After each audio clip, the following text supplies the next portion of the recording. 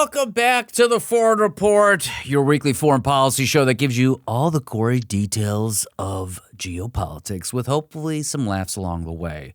Travis Irvine in the virtual studio. I'm here as your foreign policy curious host, Seena Ghaznavi, where we try to make global news bearable, which, let me tell you, wow. What a start to the start of Hanukkah. What a start to this weekend.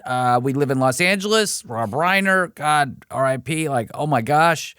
This is like incredibly sad way to start, and it's going to be tough to make everything bearable. But we're going to do our best. Housekeeping stuff, let's get that out of the way. ForeignReportShow.com, theforeignreportlpn@gmail.com. Find us on all the socials. It's Wednesday the 17th. President Trump's going to speak tonight. He's going to address the nation at 9 p.m. Eastern Standard Time. Hopefully, I'm going to try to go live tonight, so we'll see what happens. That is prime parent time, so we'll see if I can do a little coverage. But we've got a really exciting show for you today. We're going to talk about all the craziness that has been happening since the weekend started, the awful start to Hanukkah for so many people, shootings, that have been happening at Brown. Rob Reiner happened. We're also going to talk about our predictions for next year. So all the things that we think geopolitically and, of course, domestically as well that are going to happen. We have a top 10 list of what is going to happen next year. I'll tell you what, most of them, I hope I'm wrong. But when we will finish with one delightful J.D. Vance clip that we have to play. All right, so, Travis, this has been a crazy start of the week. Here we are. It's, again, the 17th of December. The president's going to speak tonight, and hopefully I can go live for that, that he is going to, what I think, talk about the invasion into Venezuela. Right. But we have seen this drumbeat of war happen before. He just declared fentanyl a weapon of mass destruction with an executive order. I don't know if you clocked that when it came out. I don't know. Oh, yeah. Let me share this with people because there's a piece I want to by the way, I can't wait until we are out of this all caps life that we have to live in. And I'm getting screamed at every time this White House puts out anything. Designating fentanyl as a weapon of mass destruction. Travis, can you tell me, when was the last time we had a weapon of mass destruction conversation? Oh, well, I think it went over very, very well. This was it was over 20 years ago, as while you and I were in college. Yep. And it also involved the invasion of a country that did not have weapons of said mass destruction. But you know what? Iraq's great now. Iraq, Afghanistan, everyone's great. They love it. Everyone worked out real good. You know who else? Huge winners from that? All the soldiers. Love and life. Yep. We took care of them when they came home. Uh-huh. We said, welcome home, vets. Here's a job. Here's a lot of mental health care because we know it was tough. Here's a lot of care for your lungs that surely weren't poisoned when we were burning trash over there. Right. No. The burn pits. Love those burn pits. The burn pits. I want to point out one piece. We're not going to go through this whole executive order, but I'm highlighting here, if you could see it on the YouTubes. Mm-hmm. One piece, it says here, as President of the United States, my highest duty is the defense of the country and its citizens. Okay, no, nothing crazy there. Accordingly, I hereby designate illicit fentanyl and its core precursor chemicals as weapons of mass destruction. Now, why do I point that out, Travis? Yeah. What does that mean? Break that down for us. Fentanyl, whatever. So stupid to say that it's a weapon of mass destruction. This is like the precursor that he's trying to do for the Venezuela invasion. We've been talking about that for weeks, okay? But the precursor chemicals are what are coming from China. Right. And they're going to Mexico. Right. And then through Mexico, we're getting the fentanyl. Yes. Okay? That's at least where I get my fentanyl when I do fentanyl on a daily basis. Sure. Doesn't know where you're getting your fentanyl.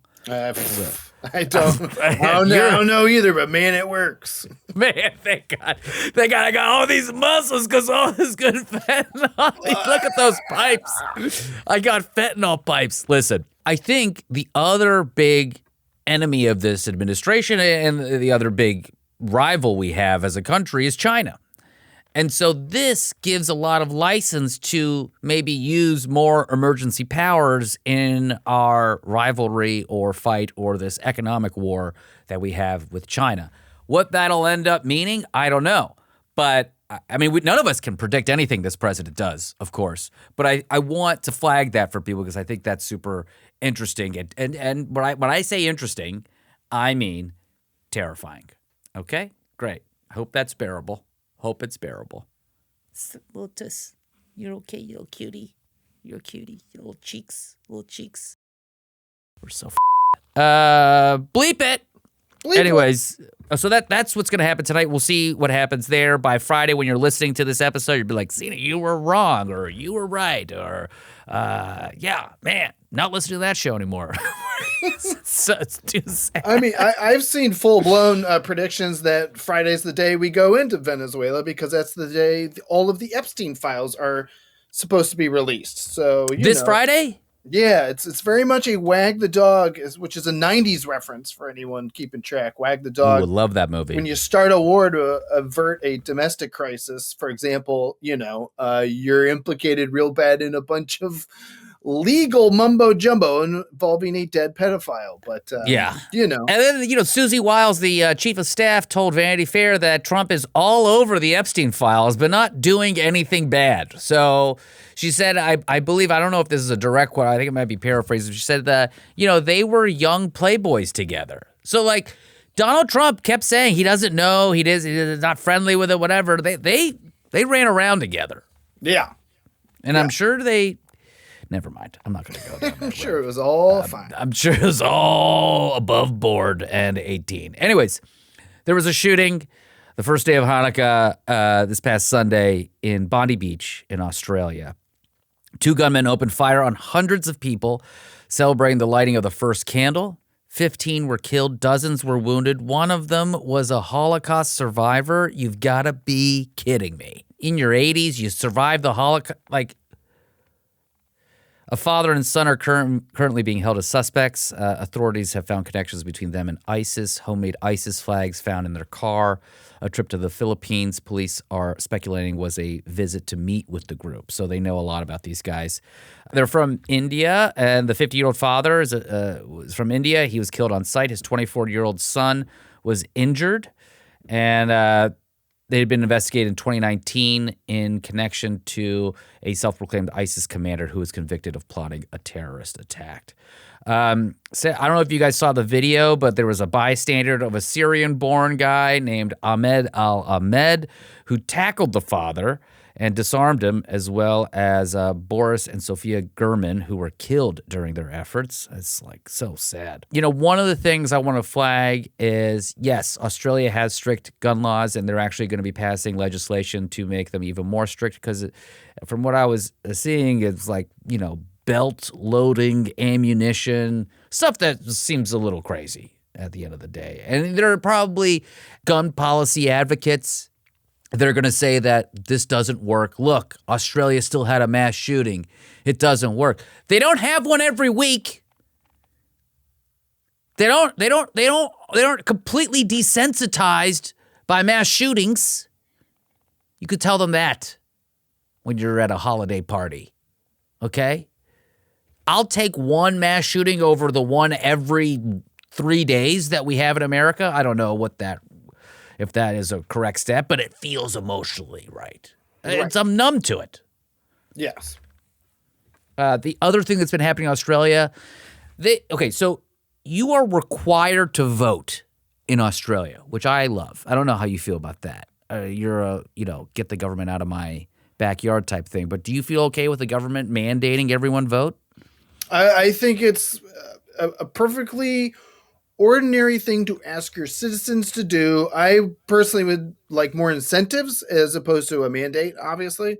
I mean, give everyone election day off. It should be a federal holiday. and then everyone, it could be it should be a thing where everyone can and should vote as easily as Then possible. the night before is a party to go vote the next day. Yeah, I agree with you. I want all of it. But I'm fine with the mandated voting. So I think that what happens is that you don't have these weird spikes in, let's say, the equivalent of their Tea Party or something like that, or a bunch of Nazis could like gain a bunch of seats in their parliament, right? Because everyone's voting, so you're generally going to have a somewhat moderate government with that much participation by your electorate, right? Mm-hmm. And more importantly, it'll be representative.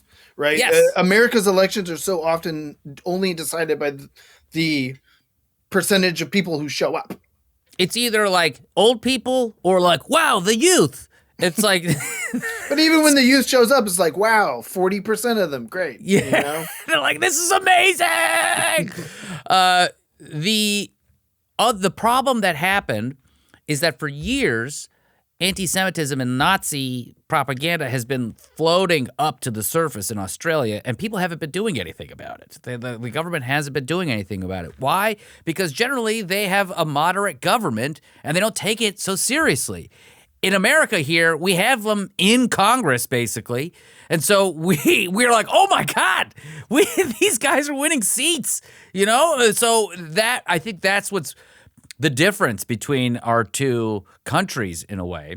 And so I think they're going to be passing legislation around that as well. They're also quelling any sort of protest. They have a law in Australia where if there's a terrorism designation that just happened, then the local governments will not allow licenses to protest. So you get you apply to get a license to go in the street to protest. They're going to deny those. So there's a lot of people, and I think this is where we need to have the conversation, just be aware that a lot of international issues that we can speak with complexity about, others use as an on-ramp or as a way of platforming their own anti-Semitism. So you can be pro-Palestinian, sure. You could be against Israel, sure. But you also have to know that a lot of neo-Nazis will use that as an on-ramp into their anti-Semitism. And that happens in every type of conflict, right? It happens in all of these different things. Look, you can look at like the American worker being forgotten about. That's an easy on-ramp. That's either like Bernie Sanders, we want to stick up for the worker, or like white erasure, I'm coming in and I'm a neo-Nazi and I'm like supportive of like standing up for the American worker because I think that means me. So again, how we lack complexity in how we talk about things has real world effects. Oh, I would agree. And obviously we'll be getting to a great interview over the holidays with one of your former law professors. But, I think there is an element that the best way to battle this speech that you don't like is with more speech that speaks to what you do like and what you want to see. It is hard because we just don't have the nuance. We don't have the ability to like hold multiple truths in our head at the same time, or at least a lot of people refuse to allow that to happen, and people just get caught up in their feelings, and I understand that, and there's real bright line problems that are happening around the world, but at the same time, we gotta we gotta know that all these other problems are also coming into this ecosystem of shit. So then, of course, there was the Brown University shooting that also happened in more just awful news. A masked gunman on Saturday walked into an economics classroom, yelled something imperceptible, and then opened fire, killing 2, injuring 9. The police brought in someone for question, but then released him. The guy is still at large, or the person is still at large. As of this recording, Wednesday? Yes. That's crazy. Yeah, still at large. Yikes. What is going on? It's 2025. We're shooting boats out of the water in the Caribbean, and we can't find a guy on a college campus? Oh, boy. So this was what's been happening over the last few days. I've ate up so much of the time to talk about it. But I think where do we even begin to talk about these things, Travis? Is it the guns? Is it the anti-Semitism? Is it the people are just going crazy? Is it the president is talking about violence all the time, so it gives people a green light? to have more violence? What do you think? I mean, well, then you mentioned it up top. The biggest news coming out of where you are right now, Los Angeles, was Rob Reiner, and that wasn't a gun at Yes. all. It was a mental health crisis with his own son. I was reading more about it. That I guess there was like a argument or something at Conan O'Brien's Christmas party, which is like a beautiful event full of comedians. Rob Reiner and his wife had brought their son there, and apparently that's what potentially sparked their own internal family conflict. But what I want to point out about this is that everyone, obviously you touched on free speech, and we'll be talking about it next week as well, because you touched on it there for a second. The biggest thing about the Rob Reiner murder is that it is inherently political because Rob Reiner was a political person, right? Yeah. And sure enough, our president took to his Truth Social to write the most deranged possible thing you could write about a celebrity who had just been murdered in a family crisis, calling it Trump derangement syndrome. I mean, it's so bonkers. Thankfully, I think everyone, there's Republicans and Democrats, condemning what Donald Trump said about Rob Reiner's murder. Because then, this is an internal family crisis in Hollywood that has now been politicized. And so I do think you're making a point there where why is all of this happening all at once? I mean, we don't even know. I think, like you said, we don't even know the motivation between the Brown University shooting, but with Bondi Beach in Australia, it was clearly political and religious, right? And now even Rob Reiner's unfortunate murder has been turned political for some reason. Yeah, so, I was reading that, Trump posted that before they knew it was his son, that they knew it was the Reiner's son that did it, because he was trying to preempt if it was a MAGA person that did the murder. And he was basically framing it as, well, he deserved it. He asked for it by being so incendiary. It came off that way either way. Even if he was trying to subvert a narrative or not, it came off completely unhinged, as if like Rob Reiner deserved it. Yeah, and it's almost like saying Charlie Kirk deserved it. That's exactly what he was saying. He was saying Charlie Kirk said all this stuff, so he deserved to get popped. In terms of what Trump said, yeah. In terms of what Trump said. If what Trump's logic, yes. It is the exact same thing. So where is everybody at talking about Rob Reiner? Let's have more. Are we going to erect a statue for Rob Reiner? I mean, I would. This man, his films created part of my personality. Oh, yeah. I mean, The Princess Bride. I mean, are you kidding me? Like, what are we doing here? I know. No, I know. And will there be flags? Will flags be lowered to half-mast the way they were for Charlie Kirk? But then it's like, where's J.D. Vance? When J.D. Vance was calling for people to get fired for saying something bad about Charlie Kirk, where's J.D. Vance calling? I mean, J.D. Vance could, in this case, call for Trump to be fired because he said something so deranged and mean-spirited about Rob Reiner's murder because their politics were different. And by the way, everyone was sharing in the days after, just this week, Rob Reiner had a very heartfelt statement on Charlie Kirk's murder. I don't know if that's crossed your algorithm yet, but Rob Reiner is being interviewed by Piers Morgan after Charlie Kirk was murdered. And Rob Reiner, of course, said, no, this should not happen to anyone. Violence doesn't solve anything. So plenty of people are sharing that clip where Rob Reiner was completely compassionate in the wake of Charlie Kirk's murder. And to see Donald Trump, just like you said, basically say that Rob Reiner was asking for it because of Trump derangement syndrome is absolutely bonkers. And it's sad that we are even have to talk about it through a political lens. Because you're right. I would much rather just praise Rob Reiner's incredible films. I mean, comedic the cultural genius. impact that he has, across the political spectrum. Republicans, Democrats, Libertarians, everyone loved his movies. It's not like he was like some liberal, director and writer. No, this is, in 2016, he did a movie. His son wrote a movie about his addiction and he directed it for him. Yeah. And it was, I watched the trailer and I almost started crying because it's just gut wrenching. You can almost see some of the excerpts from the screenplay and from the movie that could be pulled directly from their family conflict and their family tragedy. Man. Well, I don't want to belabor this stuff. This was probably the least bearable segment we've done in a long time. What we're going to do next, after the break, is talk about something very bearable. Our top 10 predictions for 2026. Yeah, which are going to be makes absurd. me want to say good riddance to 2025. Wow. I mean, you just said it. That was like, I get very worked up on this show. We both do. Yes, But it's sometimes it's hard to make what's terrible bearable. So good riddance to 2025. Let's call A Block.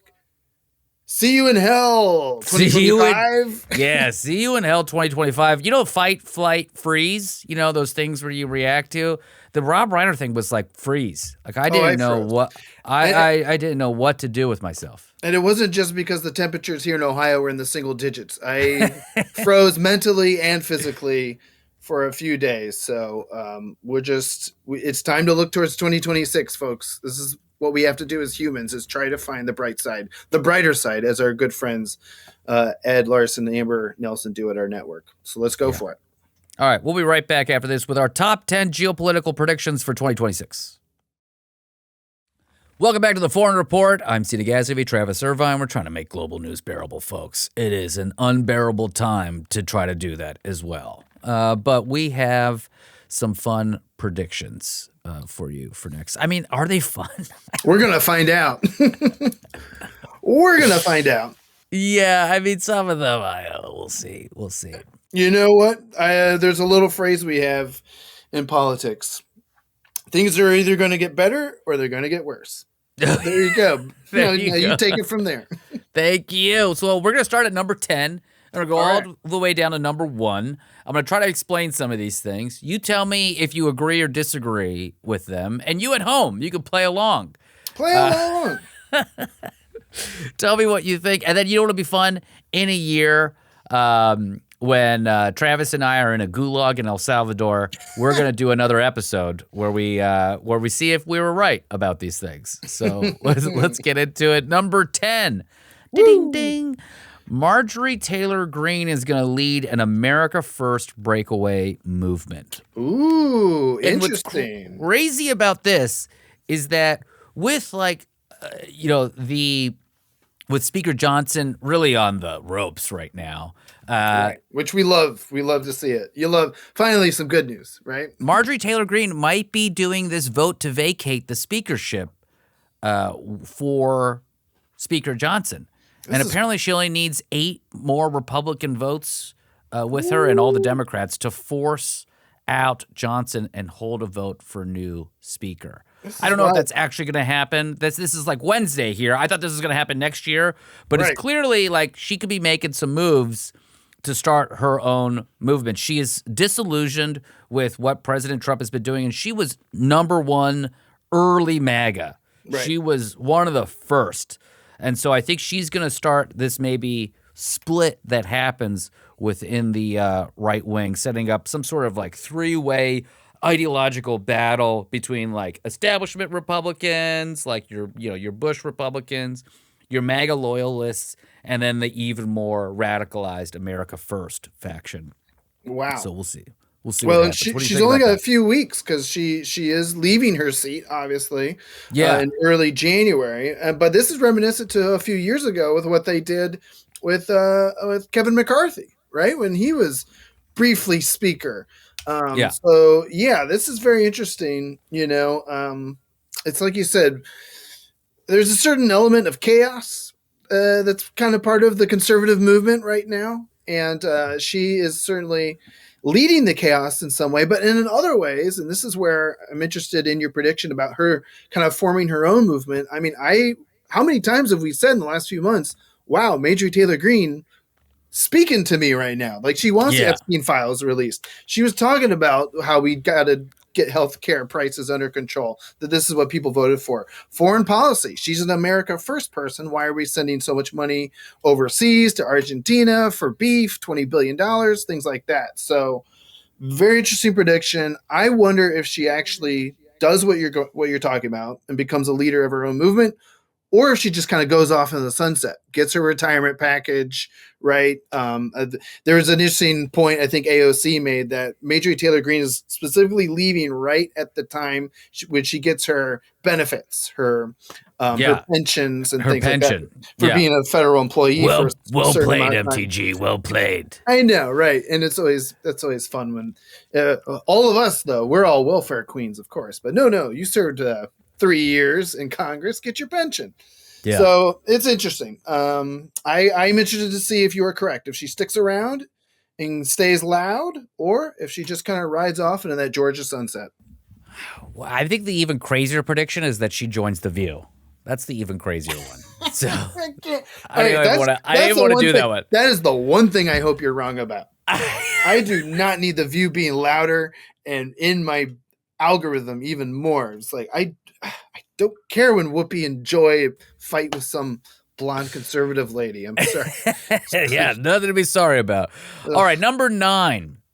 The Ellisons will have a terrible 2026. All right, so Larry Ellison, CEO of Oracle, David Ellison, CEO of Paramount now.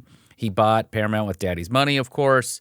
And Paramount is coming for this hostile bid and this takeover of Warner Brothers Discovery to buy all of Warner Brothers Discovery, which is like this huge thing competing against Netflix. You've probably seen it in the news.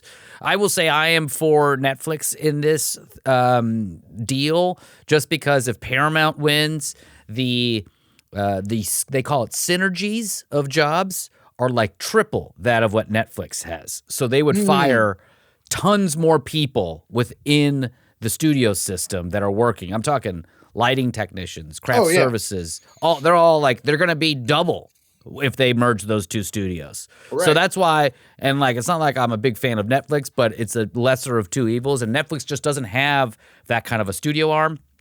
But Paramount's coming in over the top. Now, why are they going to have a terrible year? One, they're going to lose this bid, I believe. They're definitely going to lose it. I think Kushner's fund already withdrew from this bid. And also the Ellisons Paramount brought in like money from the Saudis. So do you want Saudi Arabia owning like a bunch of our media properties? No, come on now. This isn't right. But here's the big thing about the Ellisons. Yeah, what do we got? And Oracle is the big data company that has made Larry Ellison the second wealthiest man in the world. They've been spending huge amounts of borrowed money to build AI data centers. And we've all been talking about these data centers, how they're just like wildly expensive, take up so much energy. But the problem is a lot of these AI ventures haven't generated like a bunch of cash. Google and Microsoft have been doing it a little bit, right? They are big enough to support that level of spending. But Oracle, they don't have the cash. So they made a deal with OpenAI. But then the problem started happening because the Ellisons, instead of using cash to fund these data centers, they've been borrowing money. So they've been using debt. So they've been borrowing money, okay? And compared to its size, it's like huge, okay? I'm trying to like really make this as simple as possible because it gets really wonky. What you could do on Wall Street is this term that we probably remember from the financial crisis, a credit default swap. And basically, that is insurance against debt. And so people are taking out insurance against this debt that Oracle is taking out. And that price for that insurance is going up because people are saying, wait a minute, Oracle would have to make a ton of money over just the next 10 months to start paying down this debt. So that may flip, like they may get triggered. And, we've in the newsletter, I talked about this, like, human centipede, like, thing that's happening between the AI companies and data companies where they're investing in OpenAI and then OpenAI is buying NVIDIA chips and NVIDIA is investing in OpenAI so they could buy more NVIDIA chips. They're all doing this kind of circular thing with each other. You could call it a circle jerk in some cases, but that's a technical term. Traders are treating Oracle as an early warning sign that the whole AI boom could be popping in the new year. Yes. And they're spending like OpenAI and Google and all these places, they're spending trillions, right? And when it's all funded with debt, you literally have to pay the debt back. And Wall Street never forgets. And so that debt, if it pops, then you're going to have a cascading effect. So I think the Ellisons are going to have a terrible year, mainly because unless there's some sort of like fraud, and that probably will happen, that they can like maneuver financially all these things. They're not going to like the AI adoption is actually not as high as everyone keeps thinking it is. And these AI companies and the amount of money that people are making, quote unquote, from AI is actually way less than people are making it out to be because we're still so early in the cycle. Right. And so they're spending so much more than they're making. So I think that's going to be a problem. Yeah, no, you made me think of a couple things. First of all, it sounds like more of a circle of jerks, as in what a bunch of jerks. Good grief, you get it. But you did. I get it. Your explanation reminded me of that movie, The Big Short, which was is a similar situation where certain financiers were able to bet against people paying off their home debt. And that's very similar to what we're dealing with now. In fact, the famous guy who made those predictions, Michael Burry. Yes, with The Big Short, he also just put $1 billion against AI, saying that it is in fact a bubble that has been inflating way too fast and way too hard. And it's basically the similar story where he's going to bet against it. He's going to bet on them to fail. And this guy has been right before. So, I don't know too much about the Ellisons with the Netflix Paramount deal is, like you said, it's still kind of like going through the works. Obviously, we have a bunch of friends in LA. I see them at the alumni parties, and people are worried. These poor folks are just worried. They work in post-production at Paramount or something, and they could be losing their jobs. So, but if the Ellisons lead to a full-on global financial meltdown, I'm going to hope you're wrong, but unfortunately, everything you just talked about could be right. Yeah. Well, we'll find out. All right, number 8. Bibi does not go to prison in the U.S. or Israel in 2026. Go to prison. Zoran isn't going to get his chance to arrest him. The Knesset or whatever body that's putting him on trial is not going to throw him in prison, which is what blends into my number 7, which is Israel will actually reopen direct war with Iran and target the regime itself. They're going to go after the supreme leader and try to either knock him out or go after more of their nuclear materials and really level them in a way that they haven't before. So you think they escalate Operation Rising Lion? And are they going to try to do what we talked about a few months ago, and that they try to inspire the people of Iran to rise up? Or are you talking the problem is it didn't work? I don't think that. I think they're going to probably do like a targeted assassination. Wow. Woo. Yeah. Again, this is like me in my spy movie brain making these predictions. I have like the loosest amount of intelligence and supporting any of this, but this is just what feels like it's going to happen because things have been quiet, and when Israel's quiet for a while, it usually means they're planning something else, and so we'll see what happens. And also, we all know Bibi has, and Prime Minister Netanyahu has been using the war as a deflection away from these corruption hearings that he's been having. But I think he's going to get out of them, whether it's pressure from President Trump to get, Netanyahu a pardon, whatever it ends up being. I'm not sure, but I don't think it's going to happen. Man, well, that one bums me out, but you've been right before, so. Ooh, if you thought that bummed you out, bro. Welcome to this next one, number 6. Slightly less obvious, but climate change is going to have another shock for us next year. And of course, it's like there are people that are going to say climate change is a hoax, and there's constantly extreme weather, crop failures, flooding. These are security risks globally. Everyone should remember when the military games out a military plan or like an attack plan or whatever they're doing, they think about climate change. They incorporate climate change and what weather patterns are going to happen and whether they are going to have extreme storms going into a certain area. They believe in climate change. They use it because they have to. They have to run on science and data, not like, fascist vibes. Okay? Right. So keep an eye out on this, but my prediction is Lagos, Nigeria is going to get hit hard. By climate change? Yeah. Is this the most offensive thing I've said all year? I mean, well, we've talked about my time in Nigeria, and I guess I'm more bummed the fact that I never got to spend adequate time in Lagos. I was stuck in Abuja the whole time. There you go. And you should have went to Lagos because it's very cool, but it is low-lying. It's on the coast around lagoons, so even small sea level rises and strong storms could cause flooding there. The city is huge. It's growing fast. More people, more homes, roads, businesses. So, like, flooding could hit the infrastructure really hard, drainage, sewage. That's really difficult to maintain. And coastal erosion is already happening regularly, washing away parts of the coastline, disrupting daily life. And Lagos is super important to Nigeria's economy, so it's clearly at risk for something to get hit there. And the other reason I picked it is because I was researching who hasn't had a devastating superstorm in the last 25 years. And Lagos was one of them. Okay. And this is the worst type of research you could. Who's going to have a terrible catastrophic event happen? So that was the one I picked as it. Again, hope I'm wrong. Really hope I'm wrong about that one. Yeah. Well, I mean, but it's like you said, it's climate change is a scientific problem. Yeah. Right. And it is only going to accelerate somewhere in the world. So whether you pick the right region or not, we'll see. But I do think your prediction will prove to be correct, as in there will be a major city that suffers some major damage, unfortunately, from these impacts. Number 5, the Taiwan question.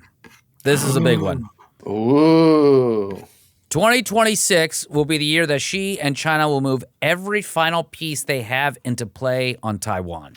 There's a lot of intelligence out there that points to Xi instructing the People's Liberation Army, that's the military arm of the CCP, to be ready to invade Taiwan by 2027.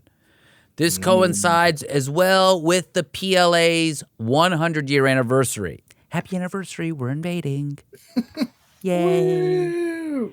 So plan on economic warfare, psychological warfare.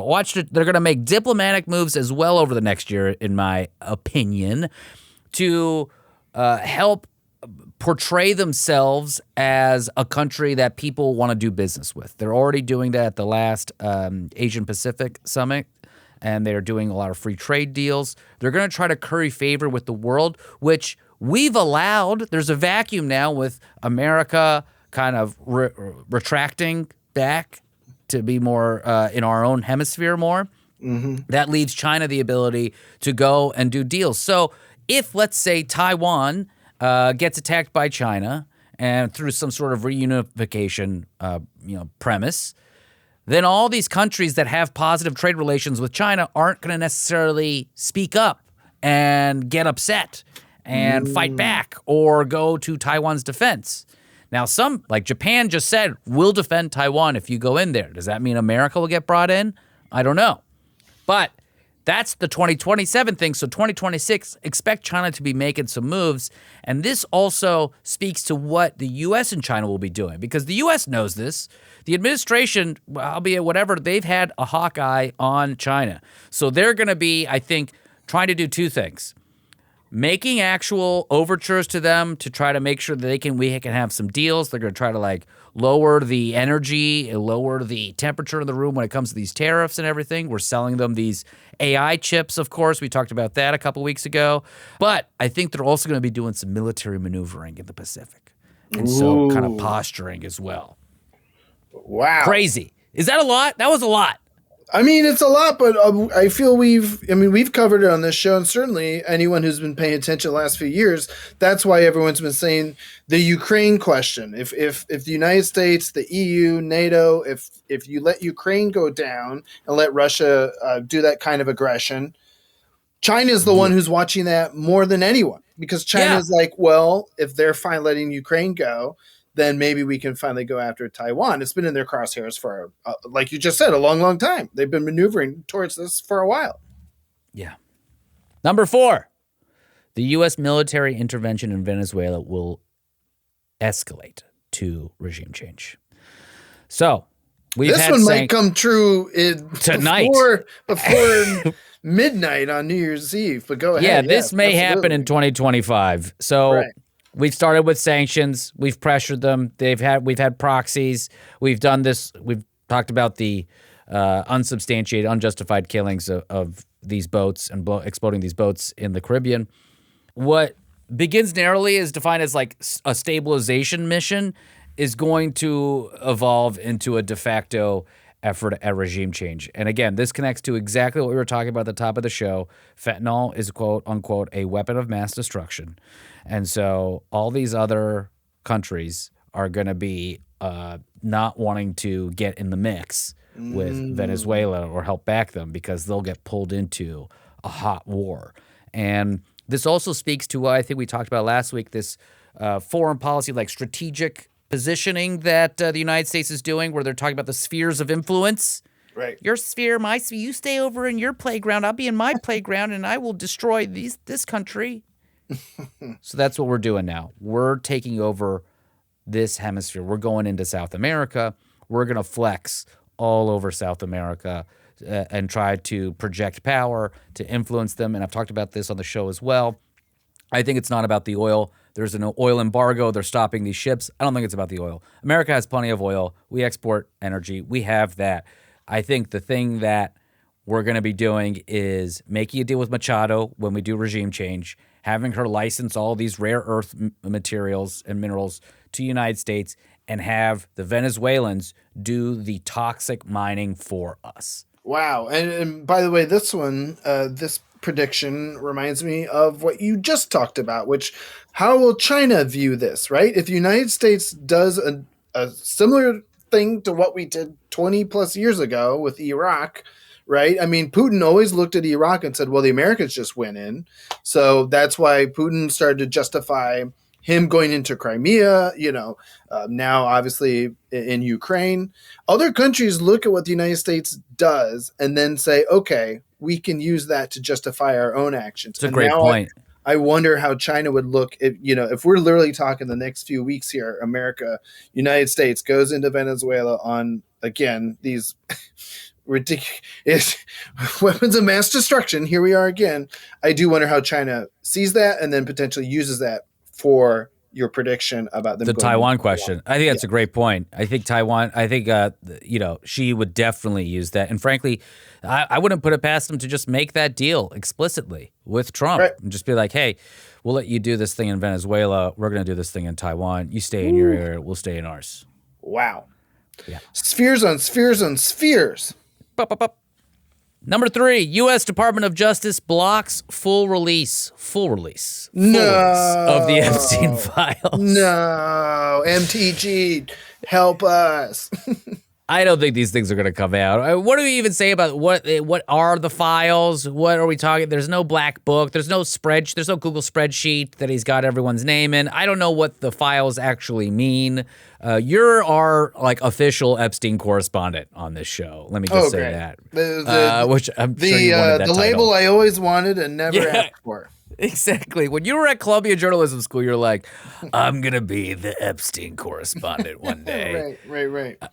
I just don't have any trust in the Justice Department or Congress or anyone for that matter to actually do the right thing and let sunlight be the best disinfectant here. What do you think?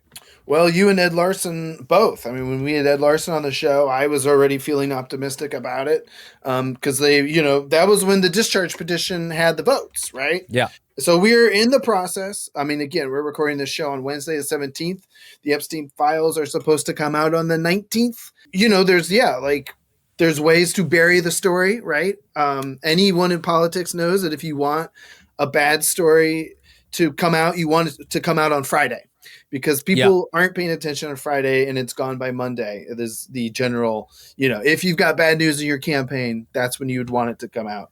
So I'm always skeptical, but I also feel like whatever the process may be, I feel the truth will still come out. If they're over redacting things, and even like Susan Wiles said that Trump's all over the files, but it's like nothing like super scandalous or bad.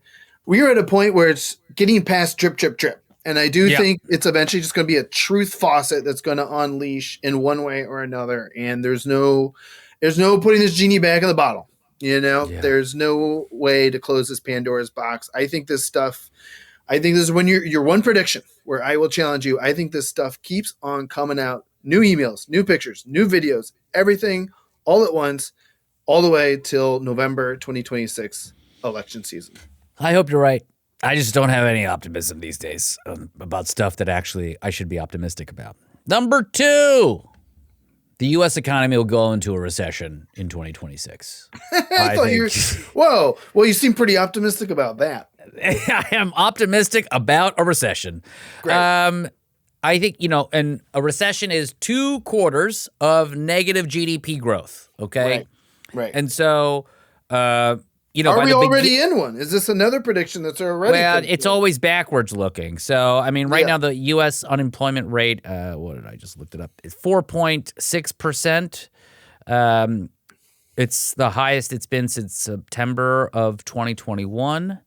The last one before the government shutdown showed a more modest increase of 119,000 jobs and a little changed an unemployment rate of 4.4%. So we really didn't add much.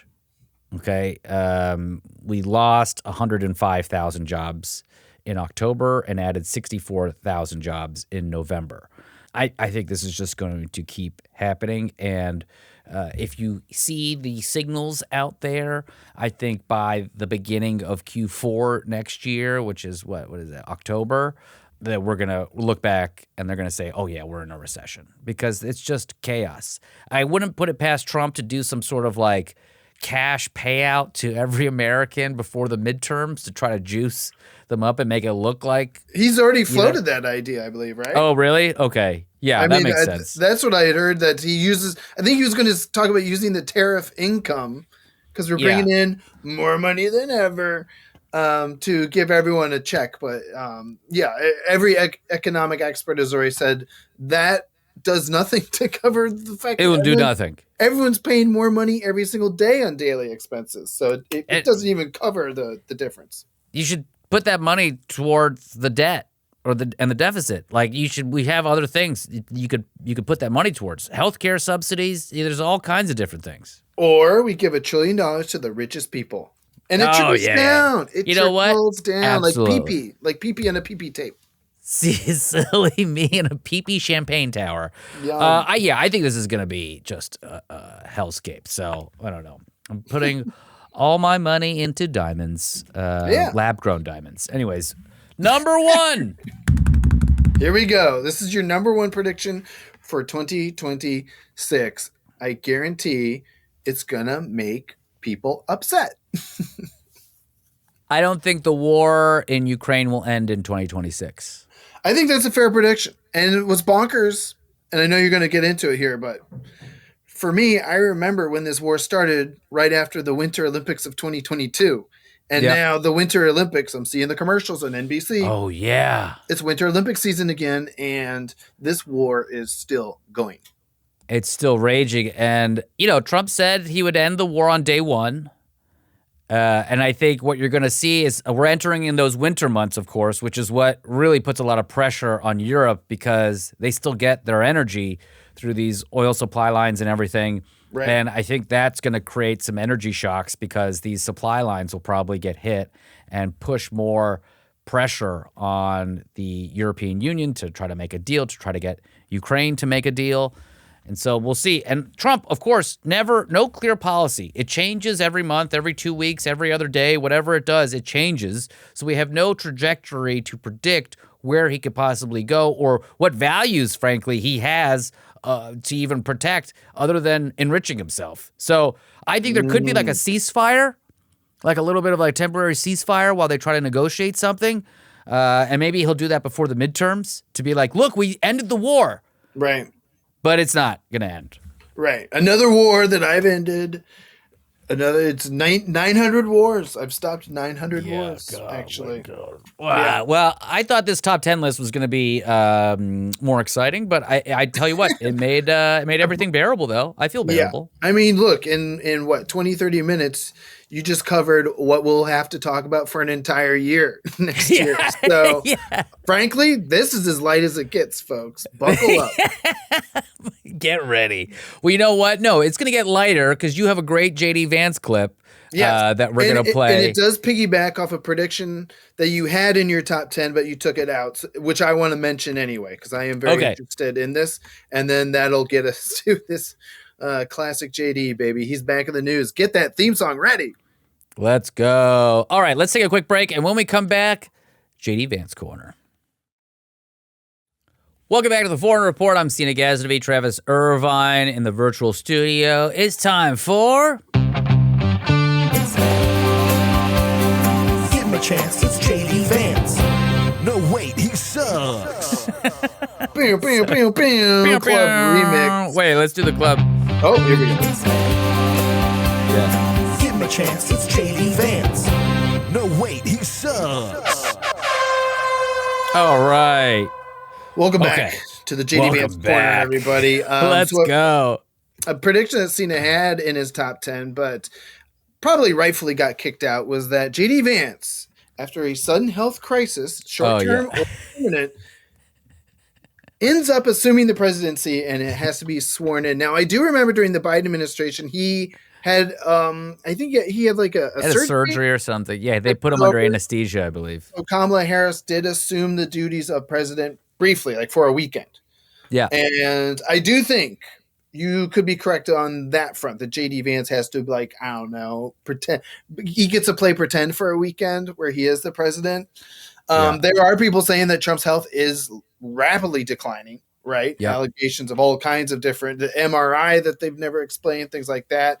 Is JD Vance getting ready? Will he be ready?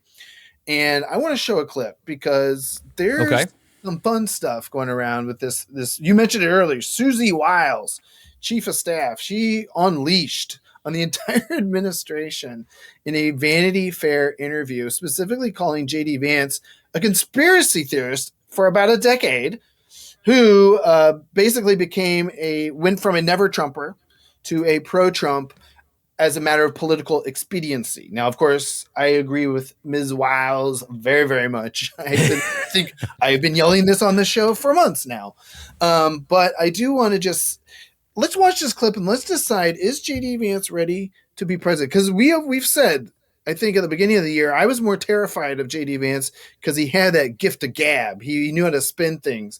But here he is being asked about Ms. Wiles' allegations, and I want us to break down this peak JD Vance performance in front of what I assume is a very friendly crowd. Let's take a look. Interviews that White House Chief of Staff Susie Wiles gave to Vanity Fair, in which she's quoted as referring to you as, excuse me, and again, not my words, sir. Not my words, sir. Not me. Theorist not of me. The decade, and described your That's a transformation from That's a knee slapper. Someone who once opposed President Trump to now his vice president as an act of political expediency. And I'd like to give you the chance to respond to that, sir. Well, first of all, if Susie, I'll trust what you said. I haven't looked at the article. I of course have heard about it, but conspiracy theorist. Sometimes I am a conspiracy theorist, but I only believe in the conspiracy theories that are true. Whoa! All right, plug. That is a Michael Moore line from 2004. Get out of town. You stole that from Michael Moore when Michael Moore was asked about, do you believe conspiracy theories are true? And he's walking along. He says, just the ones that are true. Wow. So, all right. So he's taken a page from Michael Moore's book. Continue. And by the way, Susie and I have joked in private and in public about that for a long time. For example, I believed in the crazy conspiracy theory back in 2020 that it was stupid to mask 3-year-olds at the height of the COVID pandemic, that we should actually let them develop some language skills Not a I believed in this conspiracy. crazy conspiracy theory. That wasn't a conspiracy theory. Yeah, that was not a conspiracy theory. All right. Yeah. What else has he got? That the media and the government were covering up the fact that Joe Biden was clearly unable to do the job. All right, so maybe that one. Okay, I don't know if it's a conspiracy, but it is like it's one of those things where it's you're currently working for a president. Yeah, Who's I incapable of doing the job. And look they're behind you at the guy that's running the show. Please. Yes. So anyway, continue. Auto pen. Some guy yelled auto pen. And I believed in the conspiracy theory that Joe Biden was trying to throw his political opponents in jail rather than win an argument against his political opponents. So Pause again. Who's charging James Comey and Letitia James? Who's going after his political opponents right now? Can you remind me, Seena? I don't know. I think. Oh, it's President Trump. Yeah. Oh, that's right. The That's guy right. that JD Vance works for. Yeah. That he called the America's Hitler. Right. Right.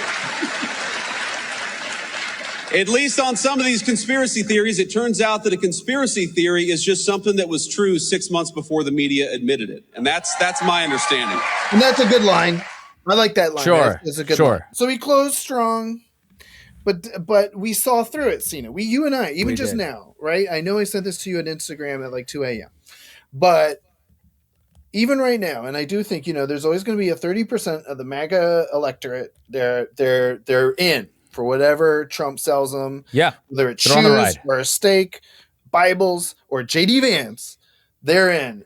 But I do think, per your prediction that didn't make the top 10, but could quite still possibly happen on a small scale. I don't think JD Vance is ready for prime time. I think that question and answer right there, his slap of the podium was not a knee-jerk reaction to a funny joke. It was a slap of the podium as in, ooh, I'm cooked. Because Susan Wiles is out there saying this stuff. There's a line of people ready to throw this guy under the bus.